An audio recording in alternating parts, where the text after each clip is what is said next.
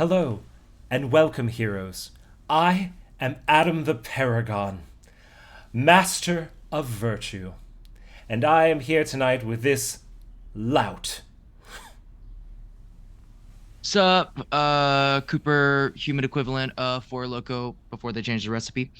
Scoundrel. Yeah, I don't really know why I'm here, but I think we're gonna talk about some sort of super army or something. Okay, Coop, I can't keep it together. Then we're going to tell you about Super Army 3 tonight, War for the Codex, which is going to take place June 9th, 2023 at 7 o'clock p.m. at Bat House, Brooklyn. Coop, this event's going to be a little bit different. It's our own custom format, going to be very cool, but still very easy for you guys to navigate, we think. Tell them what it is. Yes, so exactly like Adam was saying, this is gonna be a little different, a little unique. We're super excited about it. This is going to be a commoner event, but it's gonna be a commoner showdown event. That's gonna be something a little unique that I'm gonna be describing down below. One, the hero pool is going to be limited. So there's going to be a custom hero pool, 9 in each, that are going to be two warring factions: the Scoundrels, winning team, and the Paragons. The morally Um, virtuous team. exactly. Another big thing that we're going to go into detail about is going to be unique round effects. So at the beginning of each round, a new unique global effect will begin, and the previous round effect will end. Essentially, it's going to represent, the changing terrain as the battle goes on, right? So like the war has shifted to a new part of Wraith, so therefore something different is going to be taking place. Super exciting.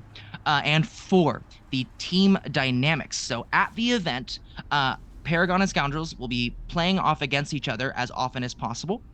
And when a Paragon defeats a Scoundrel or a Scoundrel defeats a Paragon, they will earn a victory point for their side. At the end of the event, the side with the most victory points will receive a trove of prizing. We'll go into detail about that, and be able to raise their flag over the Super Army until the war begins again. And we Super mean exciting. like a real flag. Oh, it's real. No, it's in the mail. It's This happening. event is going to be like huge on paragons versus scoundrels, team pride, getting together, helping each other out. It's going to be awesome. Exactly. But I got to tell you about the factions because that's one of the most important elements. So, like we said, we have a custom hero pool. There's paragons and scoundrels. When you register for the event and get your ticket, you're going to choose who you want to fight for. If you choose the side of the paragons, these 9 heroes are who you can play. You can play any of them.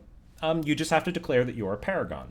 And when you come on that night, you come with a deck, and that deck must be of one of these 9 heroes: Dash, Icelander, Dorinthia, Phi, Katsu, Bravu, Azuri. Yes, Azuri, young Azuri, still morally It counts. perfect. It counts. Prism and Lexi. Or you can declare Scoundrel.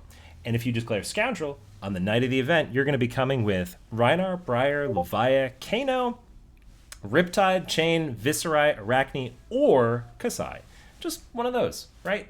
We just have a limited hero pool, and we divvied the teams up thematically. We also have a very cool kind of like narrative structure going behind the event. These two factions of heroes are battling to control the power of the Codex Universalis, an ancient artifact rumored to contain powerful secrets, greater even than the codices revealed in the pits. And look, okay, we're going over the top. Okay, this codice, this codex Wait, what gave it away? What may gave it away? actually exist as a physical item to be had. This is going to be the first of our narrative events, and we hope to hold more of them in the future that kind of like stem off of this. So if Paragons win, or if Scoundrels win, that's going to affect the storyline of what we have planned for future events that are going to be narratively driven. So, like, we're going to be telling and deciding and battling over a real story with real consequences and prizes, which we think is just, like, insanely cool. Cooper, tell them about the locations. Yeah. Okay. So, unique location effect. So, imagine it's round one. You are sat down. You're on the best team, the Scoundrels, and you are sat down with your Reinar deck. You have been planning it out, and you're sat across from Dory, Paragon, Boo, whatever, right? But at the beginning of your round, before anything starts, we will do an announcement. Okay. Round one is going to take place in Arya, and we will reveal this location effect. After you reveal a card from hand, you may put the revealed card on the bottom of your deck and draw a card. So this is going to be something unique. Your game is going to be so unique because of this effect, and there's so many cool ideas that you can build around with this in mind. Now there's a chance that we might not even see Arya in this battle, right? There's we got Solana, Savage Lands, Metrics, Volcor, etc. Like there are many different effects that could take place, but it's in your interest and your team's interest to consider these situational effects in mind when you're building your decks out with your team. There's going to be a lot of really cool potential synergies, something like with cards that maybe you don't see, that you don't play that often. There's a lot of really cool things that you can build around with these, and we'll be revealing more of these location effects leading up to the event. So yeah, get pumped for that. It's awesome. And yeah, and like you're gonna really take advantage of these, like if you're a really like super smart paragon, and not a scoundrel. Yeah, not trying to say anything about those IQ levels, but sounds like you are. Sounds like you're sensitive. All right, let's keep going.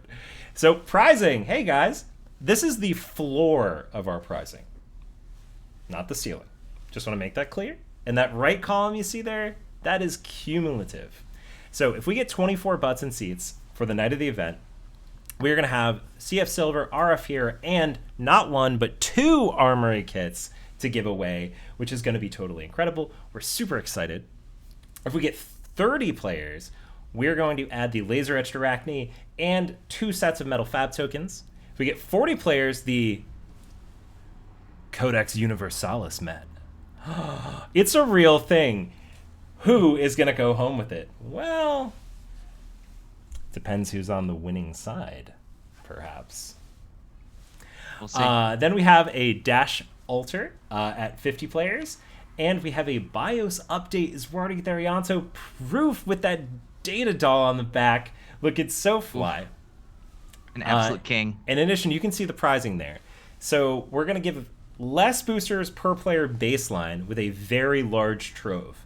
We want these teams really duking it out, wanting to get the extra prize and those extra packs, perhaps trying to control the Codex Universalis as well.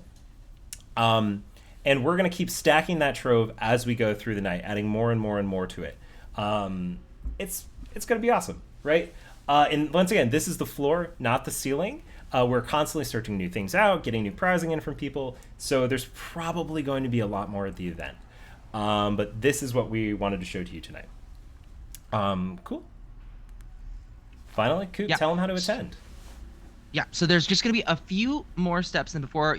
From previous events, it's just like, we've got a Square link, you purchase your ticket, you show up for the event. As you can tell, this is going to be a much more interactive, community-based experience. So we're just asking a few more things, but nothing too crazy. Number one, you're going to need to register for the event first. So using a Google form that we're going to send your way, you'll be able to pick your faction. That's really important. Before we buy a ticket, we need to know whose side you're on, right? From there on, after you pick, obviously, the Scoundrels, the winning team. Whoa. I mean, I don't know, man. Paragons, get in here. It's looking bleak for the goody two-shoes. What can I say? After that, after you pick your team, your faction, you'll be able to then purchase a ticket. We'll send you that link. After that, we will be sending you, if you're not already in our Discord, Patreon members already are. But if you're not, we'll be sending you a direct link to join our Iron Song Society Patreon, or excuse me, Discord, where you can discuss with your teammates about potential builds, about what decks you're thinking about, about these location effects that are going to be taking place and how you can capitalize them. That's all going to be taking place on our Discord. So that's where you're going to be able to have those conversations. And then for, obviously, showing up to the event on June 9th and having some fun together. We are... Obviously, you can tell we're immensely pumped for this event.